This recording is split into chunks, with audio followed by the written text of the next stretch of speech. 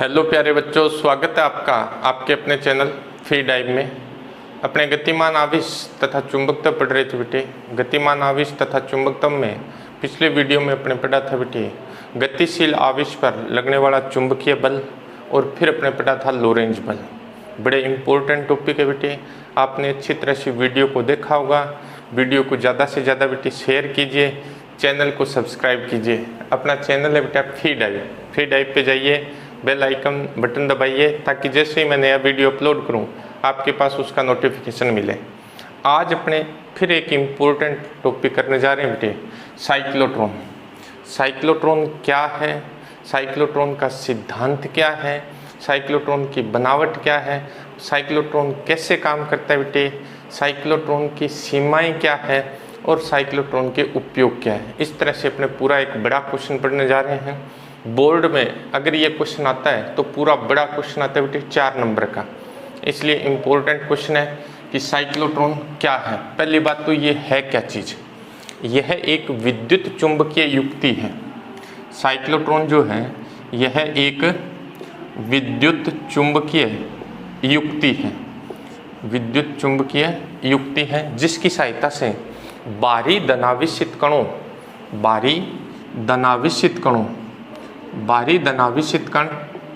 जैसे बाहरी धनावेशित कणों में अपने पास प्रोटॉन है, अल्फा कण है या ड्यूट्रॉन है, इनको क्या करते हैं उच्च ऊर्जा तक त्वरित किया जाता है, उच्च ऊर्जा तक त्वरित करते हैं। साइक्लोट्रॉन एक विद्युत चुंबकीय युक्ति है जिसकी सहायता से बाहरी धनावेशित कणों जैसे प्रोटॉन, अल्फा कण, ड्यूट्रॉन, इनको क्या करते हैं उच्च ऊर्जा तक त्वरित किया जाता है। इसका आविष्कार जो है 1930 में 2 वैज्ञानिक थे, लॉरेंस तथा लेविंगस्टन।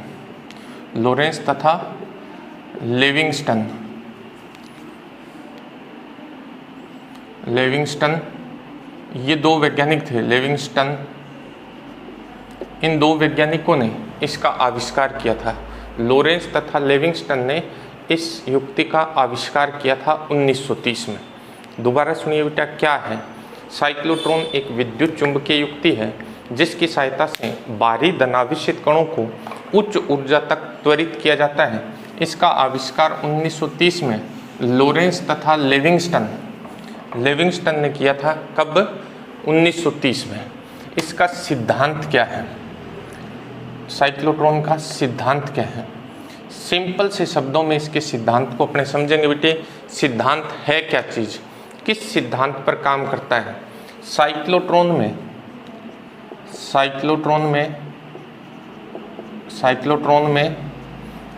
शक्तिशाली चुंबकीय क्षेत्र द्वारा बाहरी धनावेशित कणों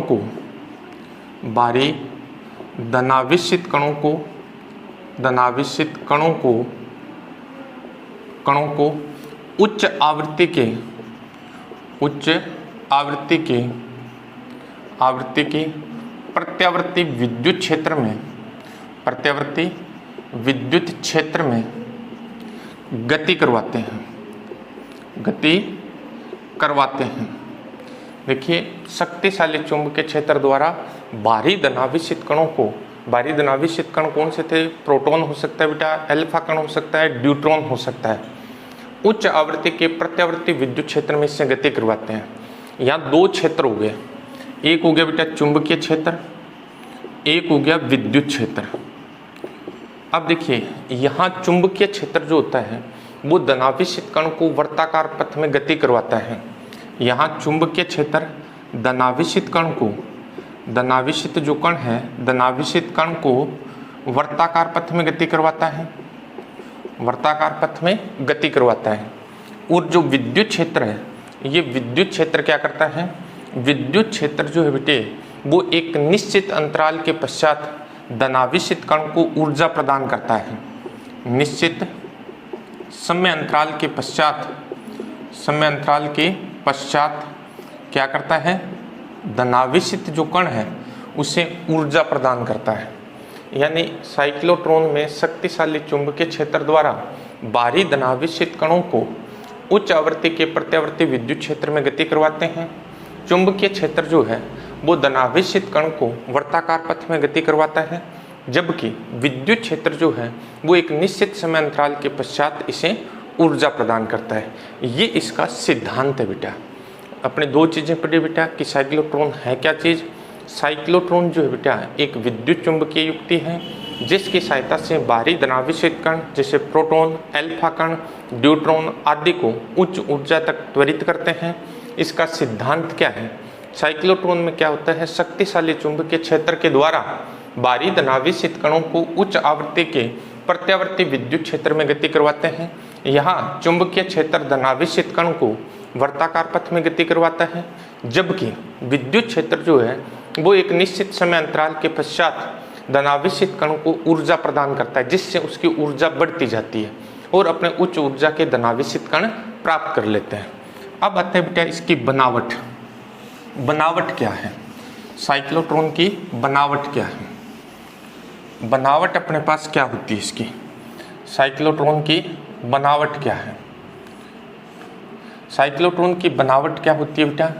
इसके अंदर क्या होता है, धातु के दो खोखले बॉक्स होते हैं बेटा। धातु के दो खोखले बॉक्स होते हैं। धातु के दो खोखले बॉक्स होते हैं। खोखले बॉक्स होते हैं जो अंग्रेजी के अक्षर डी के समान होते हैं। खोखले बॉक्स हैं धातु के दो खोखले बॉक्स जो अंग्रेजी के अक्षर डी के समान होते हैं और इन्हें डीज कहते हैं। इन दोनों बॉक्सेस को क्या बोलते हैं? डीज बोला जाता है। इसमें धातु के दो खोखले बॉक्स होते हैं जिनकी आकृति जो है वो अंग्रेजी के अक्षर डी के समान होती है और इन दोनों बॉक्सेस को एक साथ क्या बोलते हैं? डीज बोलते हैं। ये दोनों डीज जो होती हैं इनके व्यासीय सिरे एक दूसरे के समांतर होते हैं। इस तरह से एक दूसरे के समांतर स्थित होते हैं। इनके व्यासीय सिरे अल्प दूरी पर परस्पर समांतर होते हैं। इनके जो व्यासीय सिरे हैं वो परस्पर समांतर स्थित होते हैं। इन डीज का संबंध उच्च आवृत्ति के प्रत्यावर्ती रेडियो स्रोत से कर दिया जाता है। डीज का संबंध जो है वो उच्च आवृत्ति के प्रत्यावर्ती स्रोत से कर दिया जाता है। प्रत्यावर्ती स्रोत से इनका संबंध कर दिया जाता है। इनमें आवृत्ति का जो मान होता है बेटा वो लगभग 10⁶ हर्ट्ज की आवृत्ति होती है। यानी प्रत्यावर्ती स्रोत की जो आवृत्ति होती है वो 10⁶ हर्ट्ज की कोटि की होती है, जिससे क्या होता है डीज के मध्य 10⁴ वोल्ट का उच्च विभवांतर उत्पन्न हो जाता है। दोनों डीज के मध्य अपने क्या करेंगे, दोनों डीज को एक उच्च आवृत्ति के प्रत्यावर्ती स्रोत से जोड़ देंगे बेटा, जिसकी आवृत्ति जो है वो लगभग 10⁶ हर्ट्ज होती है। और ऐसा जोड़ने से क्या होता है, दोनों डीज के मध्य जो है वो 10⁴ वोल्ट का उच्च विभवांतर उत्पन्न हो जाता है। डीज के मध्य यानी जो अंतराल है, अंतराल के मध्य क्या होता है, अंतराल के मध्य एक आयन स्रोत होता है। एक आयन स्रोत होता है, यानी जिस आयन को अपने त्वरित करना है उसका स्रोत जो है वो दोनों डीज के मध्य स्थित होता है। अंतराल के मध्य एक आयन स्रोत होता है जिससे अपने क्या करेंगे, उस आयन को उत्पन्न करेंगे जिसको अपने को क्या करना है, त्वरित करना है। अंतराल के मध्य एक आयन स्रोत होता है और उस आयन स्रोत की सहायता से अपने क्या करते हैं, एक आयन को उत्पन्न करेंगे, यानी उस धनायन को उत्पन्न करेंगे जिसको अपने को क्या करना है, त्वरित करना है। दोनों डीज जो है वो दो शक्तिशाली चुंबकीय ध्रुव खंडों के मध्य स्थित होती है। शक्तिशाली चुंबकीय ध्रुव खंडों के मध्य, चुंबकीय ध्रुव खंडों के मध्य स्थित होती है। दोनों डीज जो है वो शक्तिशाली चुंबकीय ध्रुव खंडों के मध्य स्थित होती है, जिससे क्या होता है, शक्तिशाली चुंबकीय क्षेत्र उत्पन्न होता है। और ये चुंबकीय क्षेत्र जो है वो डीज के तल के लंबवत होता है।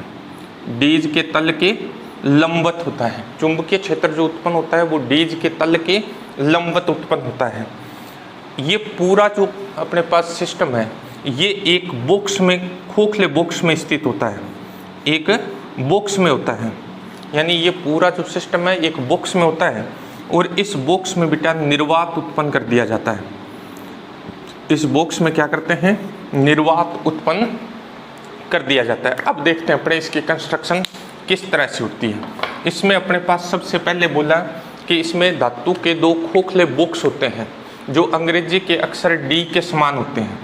यानी धातु के दो खोखले बॉक्स जो किस आकृति के होते हैं, अंग्रेजी के अक्षर डी के समान होते हैं। अंग्रेजी के अक्षर डी के समान। एक खोखला बॉक्स ये बेटा, दूसरा खोखला बॉक्स अपने पास ये है।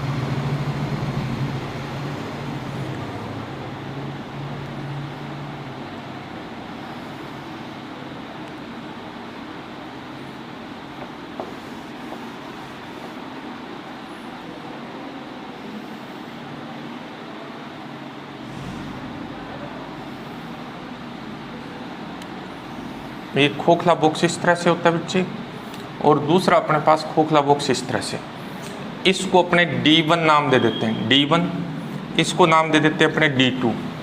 ये दो खोखले बॉक्स हैं जिनके व्यासीय सिरे एक दूसरे के समांतर हैं। ये इनके व्यासीय सिरे हैं एक दूसरे के समांतर। इनके बीच में ये आयन स्रोत होता है। जिस आयन को अपने को त्वरित करना है वो आयन स्रोत इनके बीच में स्थित होता है। ये आयन स्रोत है। ये दोनों डीज जो है बच्चे उच्च आवृत्ति के प्रत्यावर्ती स्रोत से जोड़ दिए जाते हैं। उच्च आवृत्ति के प्रत्यावर्ती स्रोत से, जिसकी आवृत्ति लगभग 10⁶ हर्ट्ज की होती है और ये 10⁴ वोल्ट का उच्च विभवांतर दोनों डीज के मध्य उत्पन्न कर देता है। अपने ये लिखा बेटा, धातु के दो खोखले बॉक्स अंग्रेजी के अक्षर डी के समान होते हैं। ये दो डी है, इनको D1 और D2 नाम देते हैं बेटा। एक साथ इनको क्या कहते हैं, डीज कहते हैं। इनके व्यास ये सिरे अल्प दूरी पर और परस्पर क्या होते हैं, समांतर होते हैं। इनको उच्च आवृत्ति के प्रत्यावर्ती स्रोत से जोड़ दिया जिसकी आवृत्ति 10⁶ हर्ट्ज की कोटि की। और ये क्या करता है, उच्च आवृत्ति का जो प्रत्यावर्ती स्रोत है दोनों डीज के मध्य 10⁴ वोल्ट का उच्च विभवांतर उत्पन्न कर देता है। अंतराल के मध्य एक आयन स्रोत होता है। ये आयन स्रोत इनके बीच में स्थित होता है। दोनों डीज शक्तिशाली चुंबकीय ध्रुव खंडों के मध्य स्थित होती है। एक चुंबकीय ध्रुव खंड इस तरह से होता है बेटे, इस तरह से, इसको मैं नॉर्थ नाम दे देता हूँ। एक चुंबकीय ध्रुव खंड इस तरह से होता है, इसको अपने साउथ नाम दे देते हैं। इससे क्या होता है, जो चुंबकीय क्षेत्र उत्पन्न होता है वो डीज के तल के लंबवत उत्पन्न होता है। जो चुंबकीय क्षेत्र उत्पन्न होता है वो डीज के तल के लंबवत। ये पूरा उपकरण एक खोखले बॉक्स में होता है और उसके अंदर क्या कर दिया जाता है, निर्वात पैदा कर दिया जाता है। ये इसकी बनावट होती है बेटा। अब आता है इसकी वर्किंग क्या है, कार्यविधि क्या है। वर्किंग क्या है अपने पास, कार्यविधि, साइक्लोट्रॉन की कार्यविधि।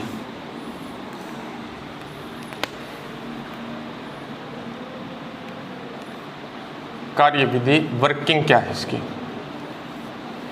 अपने मान लेते हैं कि अपने m द्रव्यमान और Q आवेश का माना m द्रव्यमान तथा Q आवेश के एक बाहरी धनावेशित कण को v वेग से आयन स्रोत से उत्पन्न करते हैं। अपने क्या किया, एक Q आवेश m द्रव्यमान और v वेग का एक अपने क्या किया, धनावेशित कण या आयन स्रोत से उत्पन्न कर दिया। अब अपने क्या किया, यहाँ इसके प्रत्यावर्ती वोल्टता आरोपित की। डीज के मध्य क्या कर दिया, प्रत्यावर्ती वोल्टता आरोपित कर दी। डीज के मध्य प्रत्यावर्ती वोल्टता आरोपित कर दी। जैसे अपने प्रत्यावर्ती वोल्टता आरोपित की तो इनमें से एक डी जो है वो धनावेशित होगी और एक डी क्या हो जाएगी, ऋणावेशित। क्योंकि प्रत्यावर्ती वोल्टता जो है बेटे, प्रत्यावर्ती वोल्टता इस तरह से चलती है। आधे समय अंतराल के लिए पॉजिटिव होती है, आधे समय अंतराल के लिए नेगेटिव होती है।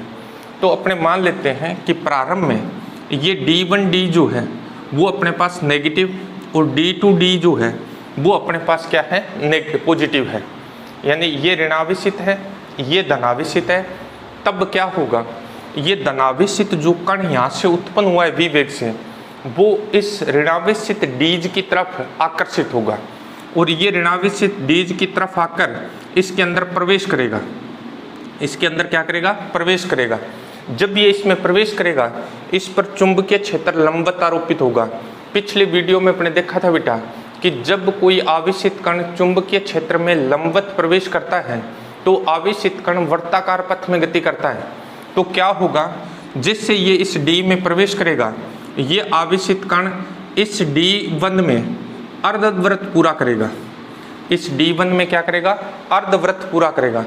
अर्धवृत्त पूरा करके ये क्या होगा, अंतराल में आएगा, यानी T/2 समय में, T/2 समय अंतराल में ये अर्धवृत्त पूरा कर देगा और अर्धवृत्त पूरा करके ये अंतराल में आएगा। जिससे ये अंतराल में आएगा तो Q आवेश का कण है, दोनों डीज के मध्य V विभवांतर आरोपित हो रहा है, इससे QV ऊर्जा प्राप्त हो जाएगी। जिससे ये अंतराल में आएगा, इस आवेशित कण को कितनी ऊर्जा मिल जाएगी, QV। V विभवांतर है इन दोनों डीज के मध्य। और इसके साथ साथ एक काम और होगा, जिससे ये अंतराल में आता है T/2 समय पश्चात इन डीज की ध्रुवता बदल जाती है।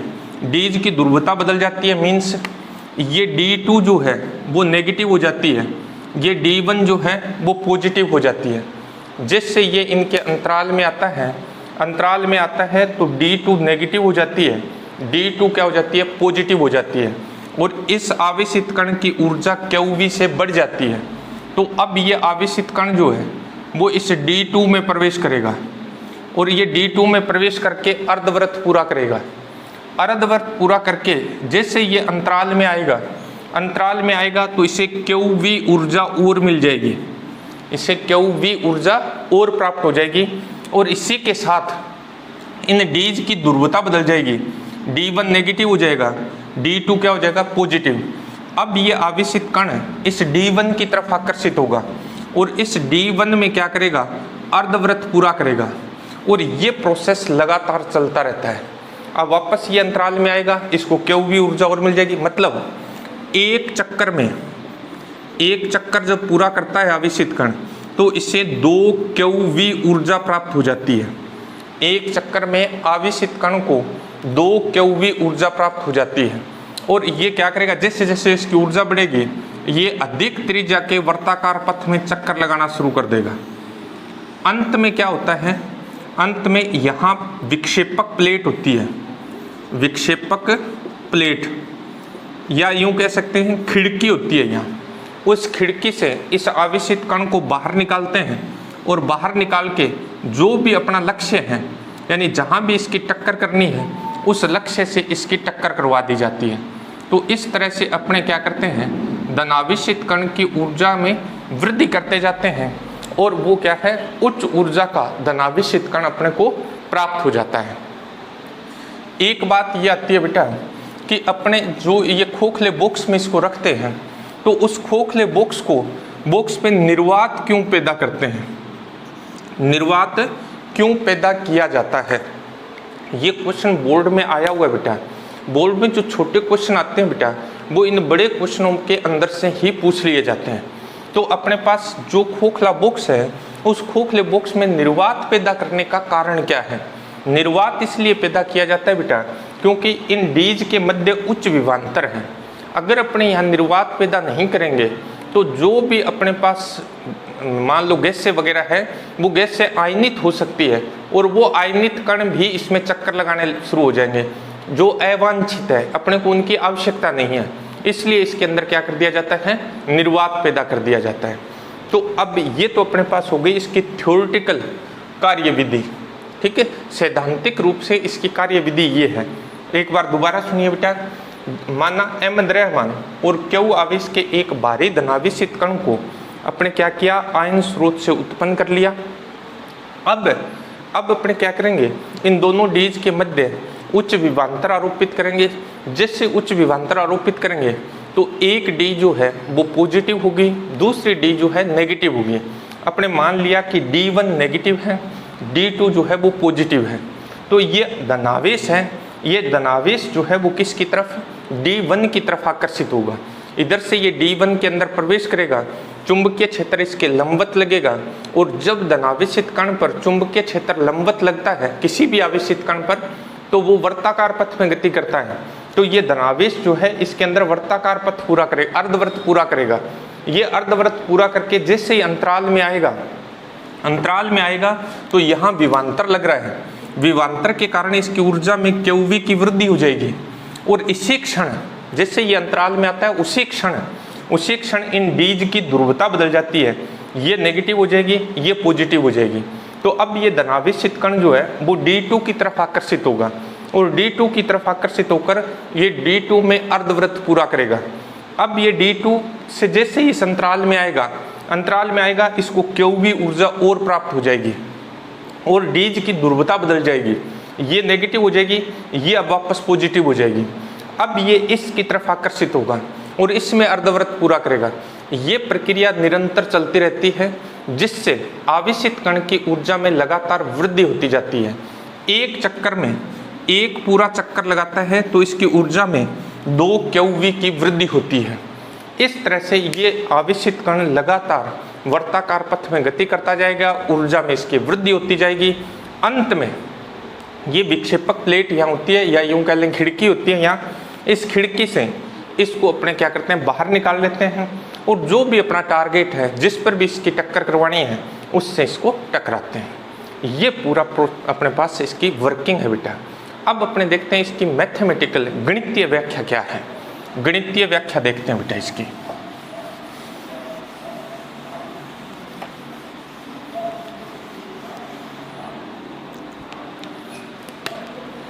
गणितीय व्याख्या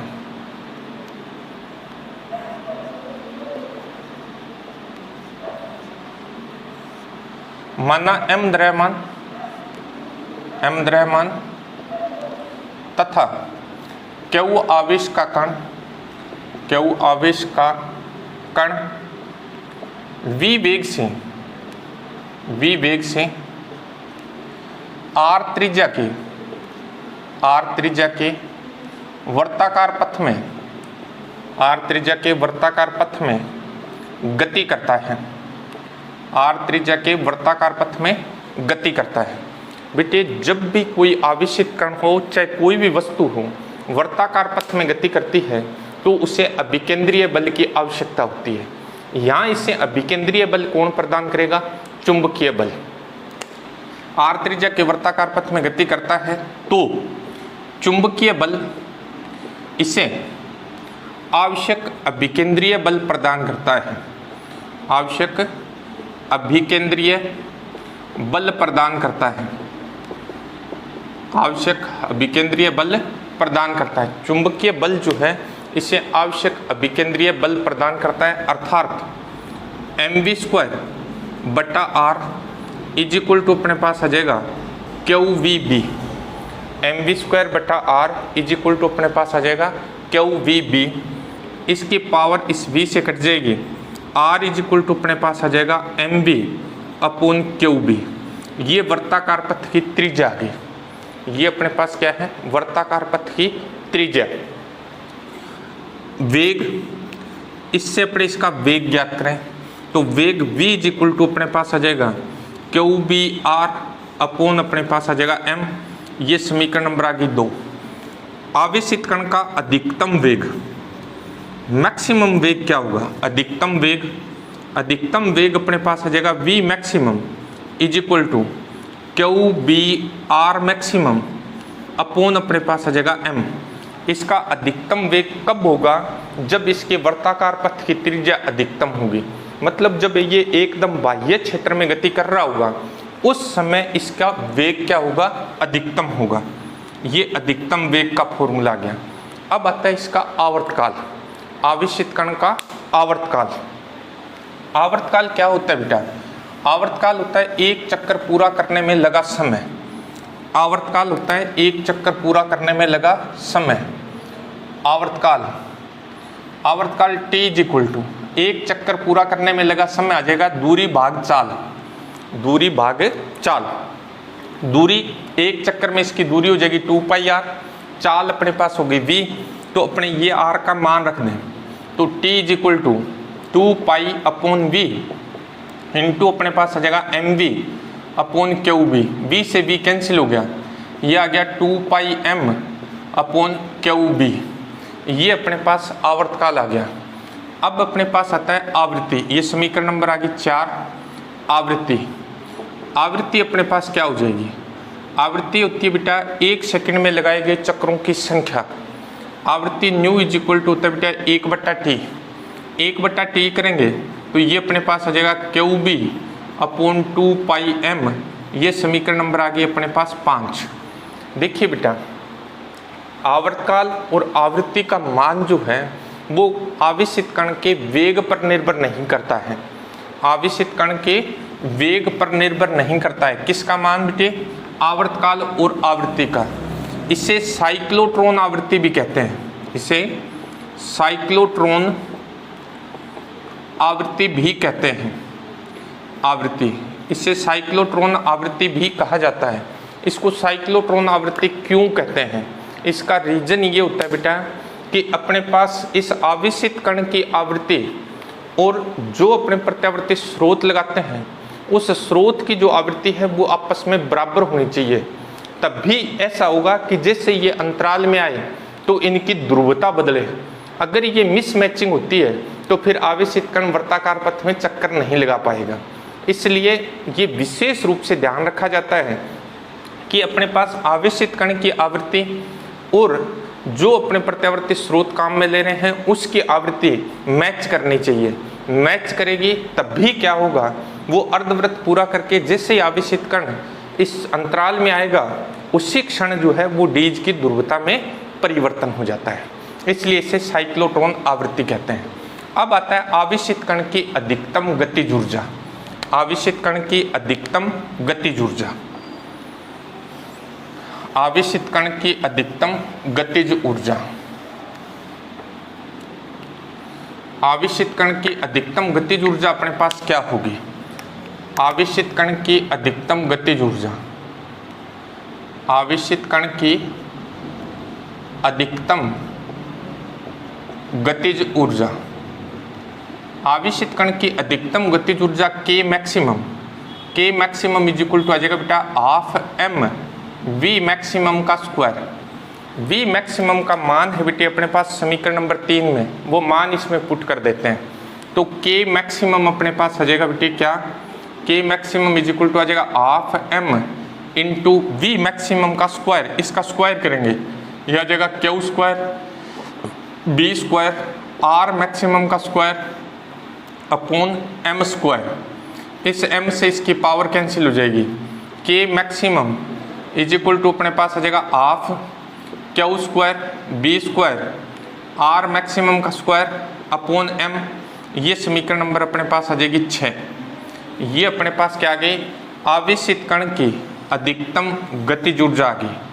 अब आता है बेटा आवेशित कण द्वारा लगाए गए चक्रों की संख्या, आवेशित कण इसमें कितने चक्कर लगाता है उन चक्रों की संख्या ज्ञात करनी है। आवेशित कण द्वारा लगाए गए चक्रों की संख्या, आवेशित कण द्वारा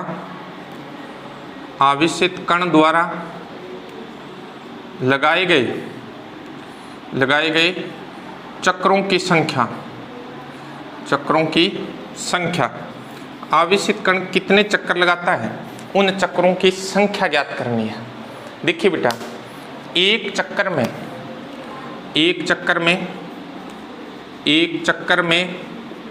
आवेशित कण की ऊर्जा में वृद्धि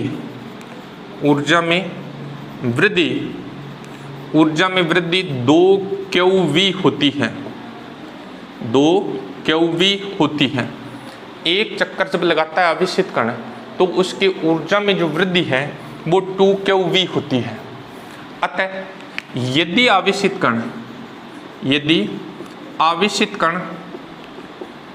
कण n चक्कर लगाता है, n चक्कर लगाता है तो इसकी ऊर्जा में, तो इसकी अधिकतम ऊर्जा, इसकी अधिकतम ऊर्जा n इंटू 2qv होगी। अगर ये क्या करता है बेटा, n चक्कर लगाता है तो इसकी अधिकतम ऊर्जा जो है वो n इंटू 2qv हो जाएगी। एक चक्कर में 2qv, तो n चक्रों में हो जाएगी n इंटू 2qv। ये अधिकतम ऊर्जा जो है वो इस अधिकतम गतिज ऊर्जा के बराबर होगी। आवेशित कण की अधिकतम ऊर्जा जो है वो आवेशित कण की अधिकतम गतिज ऊर्जा के बराबर होगी, अर्थात n into 2qv is equal to अपने पास आएगा half q square b square r maximum का स्क्वायर बट्टा अपने पास आ जाएगा बच्चे m। इस क्यू से इसकी पावर कैंसिल हो जाएगी, यहाँ से अपने n का मान निकाल लेंगे। n इज इक्वल टू अपने पास क्या आ जाएगा, n इज इक्वल टू अपने पास आ जाएगा, n इज इक्वल टू अपने पास आ जाएगा बच्चे q b square r maximum का स्क्वायर अपॉन ये 2 इससे मल्टीप्लाई हो जाएगा 4 m इंटू वी। वी ये विवांतर है बेटा, वेग नहीं है, ये v क्या है, विवांतर है। ये जो इसके बीच में विवांतर लगाया गया है वो विवांतर है। तो ये अपने पास क्या आ गया, आवेशित कण द्वारा लगाए गए चक्रों की कुल संख्या आ गई। तो ये था बेटा अपने पास साइक्लोट्रॉन की कार्यविधि। अब आते हैं बेटे साइक्लोट्रॉन की सीमाएं क्या है, सीमाएं क्या क्या है साइक्लोट्रॉन की, उनके बारे में बात करते हैं। सीमाओं का मतलब बेटा कि साइक्लोट्रॉन को अपने कहाँ काम में नहीं ले सकते। सिंपल सा है कि साइक्लोट्रॉन को अपने कहाँ काम में नहीं ले सकते। साइक्लोट्रॉन की सीमाएं, साइक्लोट्रॉन की सीमाएं क्या है। देखिए साइक्लोट्रॉन की सहायता से इलेक्ट्रॉन को त्वरित नहीं किया जा सकता। पहली सीमा जो है, इसकी सहायता से अपने इलेक्ट्रॉन को त्वरित नहीं कर सकते, त्वरित नहीं किया जा सकता, इलेक्ट्रॉन को त्वरित नहीं किया जा सकता। इसमें क्या है, अपने सापेक्षिकता का सिद्धांत अप्लाई हो जाता है। सापेक्षिकता के सिद्धांत से द्रव्यमान m इज इक्वल टू होता है बेटा m0 बट्टा √1 minus v square upon c square. m0 होता है बेटा विरामावस्था में द्रव्यमान, v होता है वेग, c होता है प्रकाश का वेग। जैसे जैसे आवेशित कण मतलब इलेक्ट्रॉन अगर हैं, उसका जैसे जैसे वेग बढ़ेगा, ये राशि घटती जाएगी बट्टे में, तो उसके द्रव्यमान में क्या होती जाती है, वृद्धि होती जाती है। तो साइक्लोट्रॉन की सहायता से इलेक्ट्रॉन को त्वरित नहीं कर सकते। इलेक्ट्रॉन को त्वरित करने के लिए बीटाट्रॉन का उपयोग किया जाता है। सिर्फ नाम याद रखिए, ये भी एक युक्ति होती है जिसकी सहायता से अपने क्या करते हैं, इलेक्ट्रॉन को त्वरित करते हैं। दूसरा, इससे न्यूट्रॉन को त्वरित नहीं कर सकते। साइक्लोट्रॉन की सहायता से न्यूट्रॉन को त्वरित नहीं किया जा सकता। क्यों? न्यूट्रॉन उदासीन कण है और उदासीन कण को साइक्लोट्रॉन से अपने त्वरित नहीं कर सकते। इनको तापीय ऊर्जा के द्वारा त्वरित किया जाता है। न्यूट्रॉन जो होते हैं, न्यूट्रॉन को तापीय ऊर्जा के द्वारा त्वरित किया जाता है। ये इसकी दो सीमाएं हैं बेटा। एक तो अपने इलेक्ट्रॉन को त्वरित नहीं कर सकते, दूसरा अपने इसकी सहायता से न्यूट्रॉन को त्वरित नहीं कर सकते। आपसे इतना पूछा जा सकता है कि न्यूट्रॉन को त्वरित करने वाली युक्ति का नाम क्या है, तो उसका नाम होता है बीटाट्रॉन। न्यूट्रॉन को तापीय ऊर्जा की सहायता से त्वरित किया जाता है। अब आता है बेटा इसके उपयोग क्या है। उपयोग क्या है?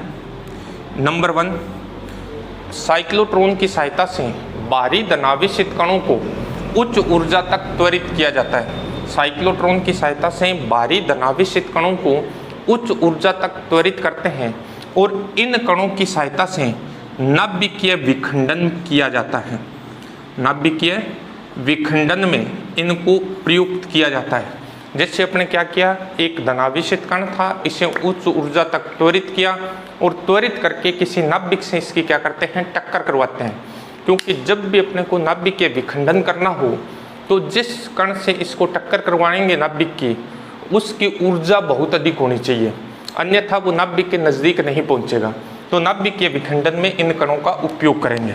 दूसरा बेटे, साइक्लोट्रॉन की सहायता से क्रिस्टलीय संरचना जो है, क्रिस्टलीय संरचना का अध्ययन किया जाता है, और क्रिस्टलीय संरचना में अगर कोई विकृति है तो उस विकृति को दूर किया जाता है। तो ये था बेटा अपने पास साइक्लोट्रॉन। साइक्लोट्रॉन में अपने क्या समझा बेटे, साइक्लोट्रॉन है क्या चीज़, साइक्लोट्रॉन का सिद्धांत क्या है, इसकी बनावट, इसकी कार्यविधि, इसकी सीमाएं और इसके उपयोग। बहुत ही अच्छा क्वेश्चन है बेटा, वीडियो पूरा देखिए, ज़्यादा से ज़्यादा शेयर कीजिए। अगर कहीं प्रॉब्लम आए तो आप मुझे कमेंट कीजिए, आपकी समस्या का सॉल्यूशन हो जाएगा। चैनल को सब्सक्राइब जरूर कीजिए बेटे। थैंक यू बेटे।